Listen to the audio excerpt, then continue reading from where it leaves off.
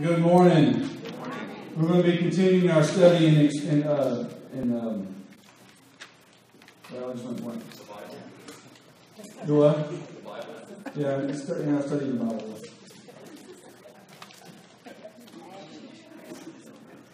In our study, encountering Jesus in Scripture, through Scripture. And we're going to be in Matthew chapter 15 this morning. Matthew chapter 15, starting in verse 21.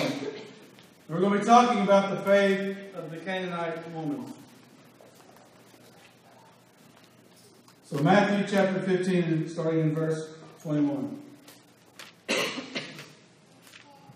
And Jesus went away from there and withdrew to the district of Tyre and Sidon. And behold, a Canaanite woman from that region came out and was crying, "Have mercy on me, O Lord, Son of David.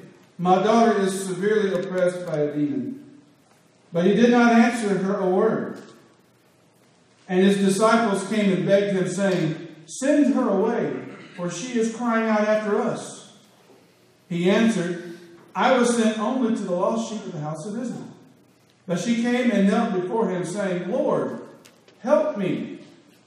And he answered, "It is not right to take the children's bread and throw it to the dogs." She said, "Yes, Lord, yet even the dogs eat the crumbs that fall from the master's table." Then Jesus answered her, "O woman, great is your faith. Be it done for you as you desire." And her daughter was healed instantly. Now in this text we see that there's a Canaanite woman who was very, very persistent.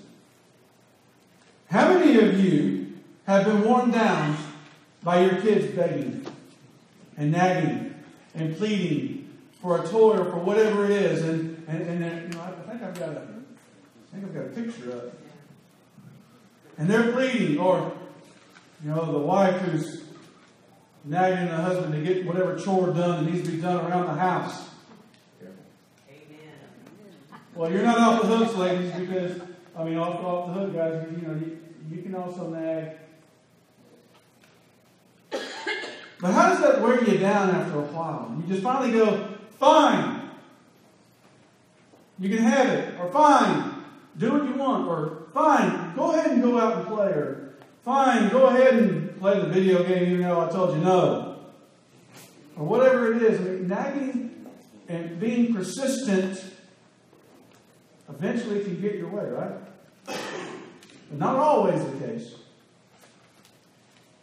But in the case in this story, we see how a persistent woman, because of her faith, saves her daughter. So let's go back and look at this text again. Jesus heads to the district of Tyre and Sidon. And one of the reasons why Jesus goes is Jesus needs to get away. And why does Jesus need to get away? Well, think about, if you look back in Matthew chapter 12 and Matthew chapter 13 and all the way up to this verse here, starting in verse 21 of chapter 15, there's a lot of things that's happened in Jesus' ministry. He has been doing some heavy and hard teaching, and there's been some things that have happened that he just finally goes, I need to get away. We get that in our life too sometimes, right? Sometimes things just get so hard that you just need to stop and say, "I need to get away for a little bit." Right? So this is what's happening. Now, what has happened in Jesus' ministry? One of the things that we've discovered here is John the Baptist was murdered. And that affected Jesus, and that weighed heavy on Jesus.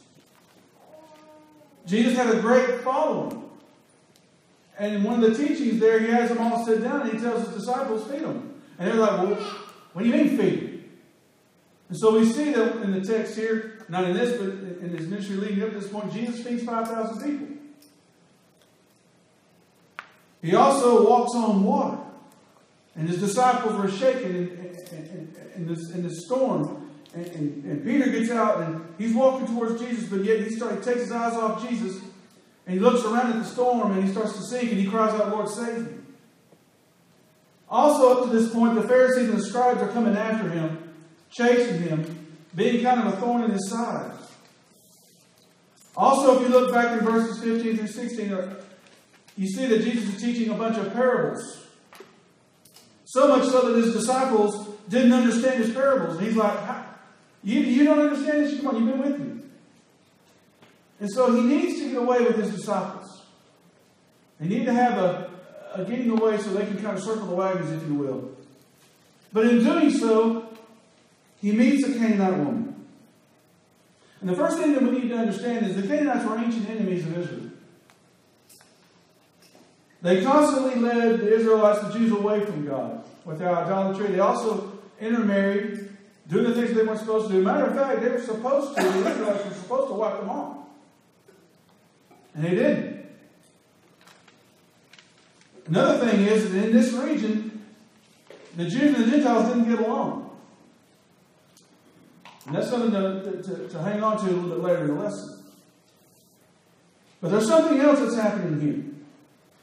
Jesus, after he dies and rises again, and before he ascends to heaven, he gives a charge to his disciples. And that charge is to go into all the world and preach the gospel. And this is Jesus living out his ministry right here by going into all the known world to preach the gospel. He leaves the Jewish nation and he goes into a Gentile nation. And he encounters a Canaanite woman. And what's interesting is that this Canaanite woman knows who Jesus is. Stories have spread like wildfire. Teachings have spread about this Jesus throughout all the region. And this Canaanite woman knows about Jesus somehow. Somebody told her. She must have been listening somewhere. She cries out and calls Jesus Lord, Son of David. So she has heard Jesus and his teaching somehow, some way. It's also important to know that she also knows the history of her people in Israel. They know this. These are teachings that have been passed down.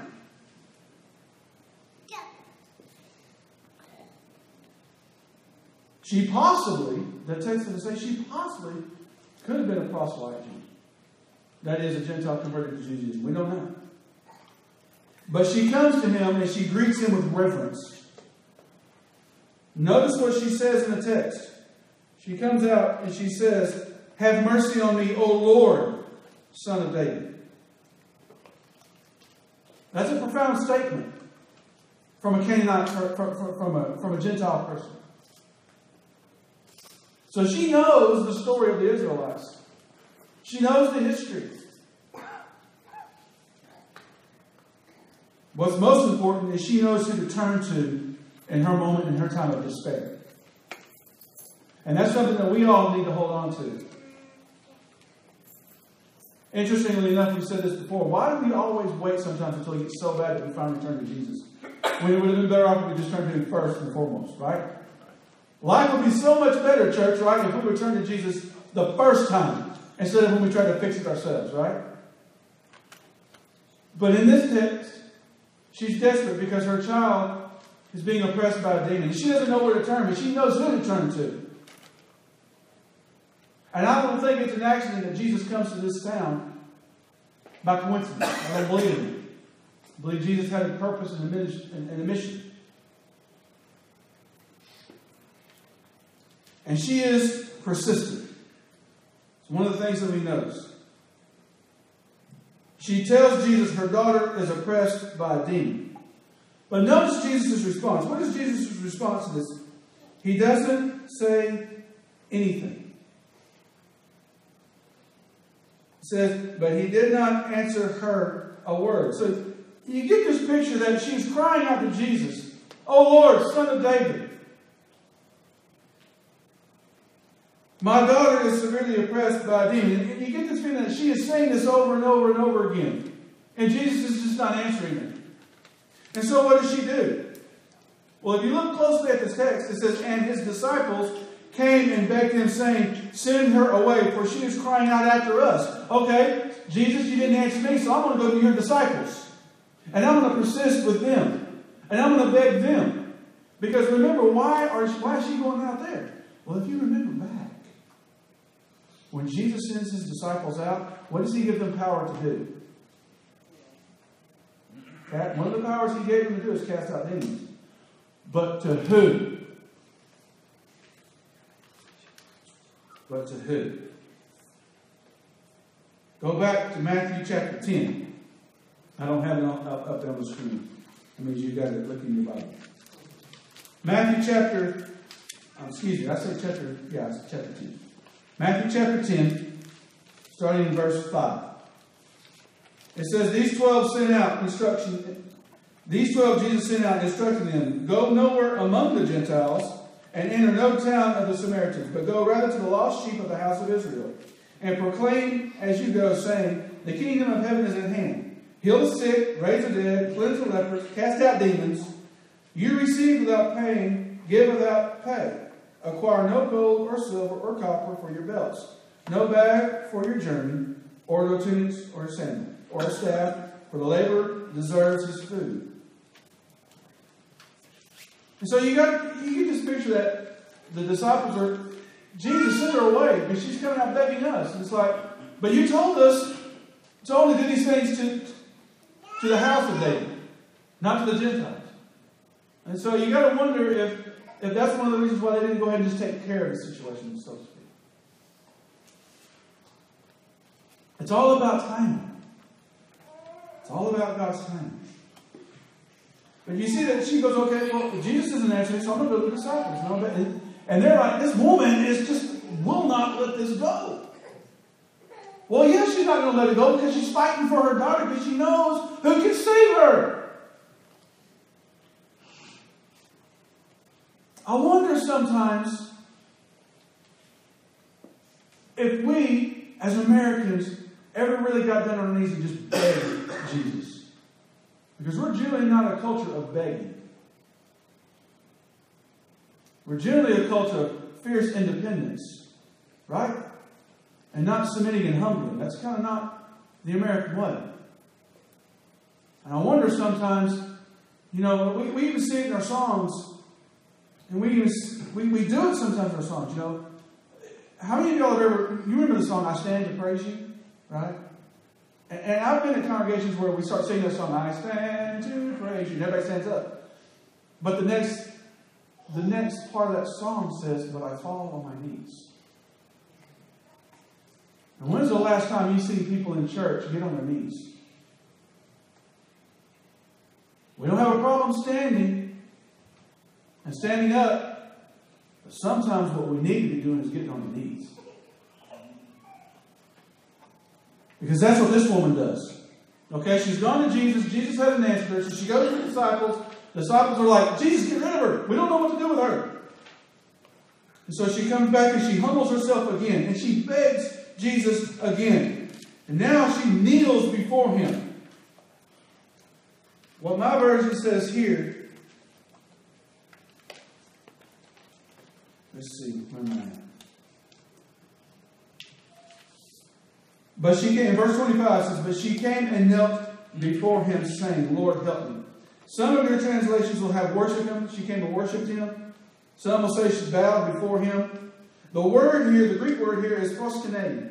And that is, it's to bow down, or to prostrate yourself, to kiss. That is to humble, to worship, to come and just bow down before somebody mightier than you. That's a worshiping pose. That is a submission pose. Bowing to someone mightier than you. But if you notice, Jesus says, if you back up to verse 24,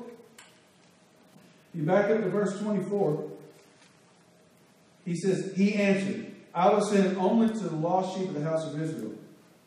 And this is in a response to the disciples. He says this to the disciples. And she hears this and she begs him. She bows before him. And she says, Lord, help me. Lord, help me. A word we should be saying a lot to Jesus. A sentence we should be saying a lot to Jesus. So what's the meaning here in verse 25 through 26? It's kind of hard sometimes. We kind of go, wow, it sounds like he's calling her dog. One of the things that Jesus is saying here is he's going to first go to the Jews. Later on, when you get into the rest of the Bible, we talk about going to Jews first and then also the Greeks. The one thing we need to understand is Jesus is not insulting her.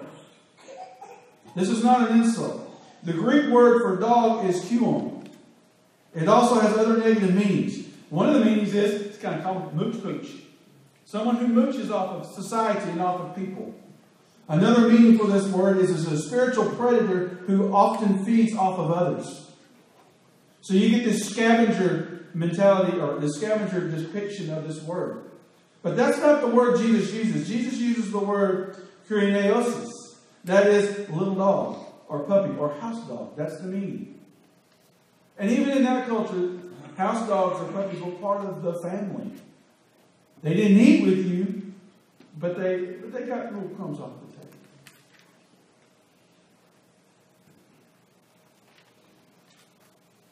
So you got this going on. Now, in his book, Jesus and the Gospels, Greg Bloomberg writes on page 220 that Jesus is being deliberately blunt, knowing the woman's faith and wanting to draw it out for the sake of those around him as she demonstrates her tenacity. Because you got to look at the whole scene here. Who's benefiting from this going on? Yes, the woman is coming to Jesus on behalf of her daughter because her daughter is oppressed by demons. But who else is in this picture? Who else is going to be learning from this? His disciples and his followers. Greg Bloom also points out, and here's something that's interesting, because let's go back and look at the text one more time in verse, starting in verse, 25.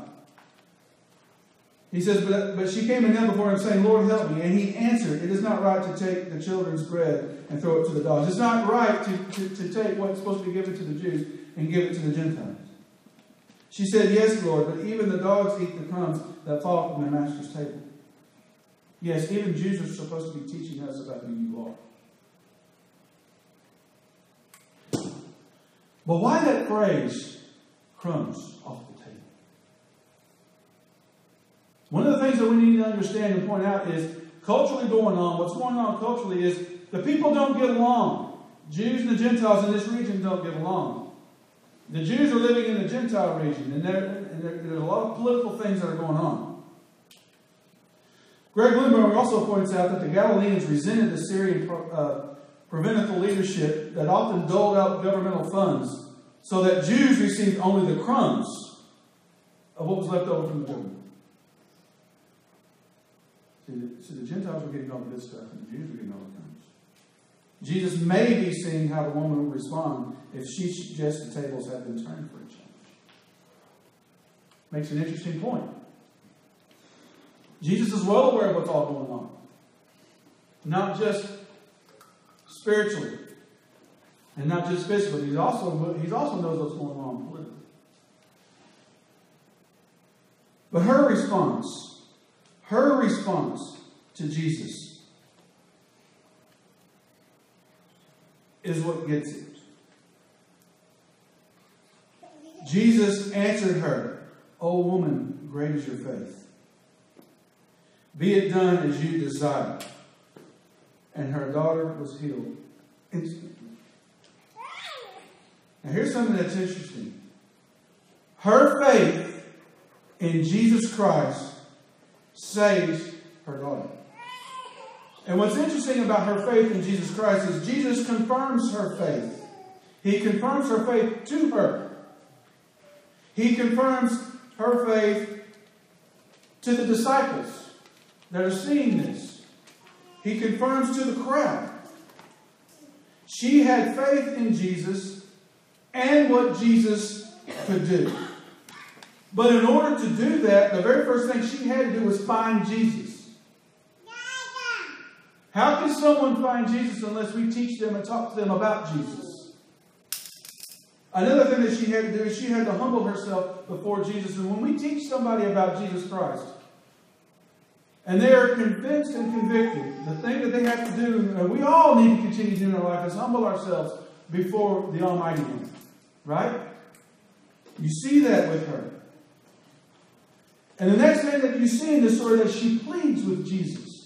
Because she is in great pain because her daughter is being oppressed by a demon. So we bring our prayers and our petitions and our pains and lay them at the foot of Jesus Christ. And then have the faith that Jesus Christ will take care of what it is that needs to be taken care of in the way that He sees fit. And with that, she had to recognize His power. His power to do this. And that's the thing that we need to do, is we need to recognize Jesus does have the power to take away our sins. See, sometimes I wonder if we are truly convinced and if we truly believe that Jesus has that power to take away that sin that nailed you. Because my Jesus was so powerful that He took those things and He nailed it to the cross. And when He died on that cross and He rose again, the temple curtain was torn from top to bottom. He paved the way to take all the sins that ever entangle you in and chain you up in and break them and set you free. He has the power to do that. We have to latch on to it. And we have to recognize that He does have that power. And then when He does have all these things, we also need to follow what this woman does, as she surrenders herself to Jesus.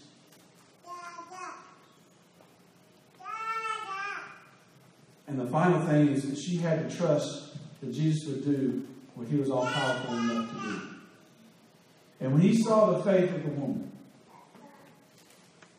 He told her, "O woman, great is your faith. Be it done as you desire." And the end result of it being done is her daughter's healed. And if you look at the next slide, I wonder if that's what that scene looked like when she got there.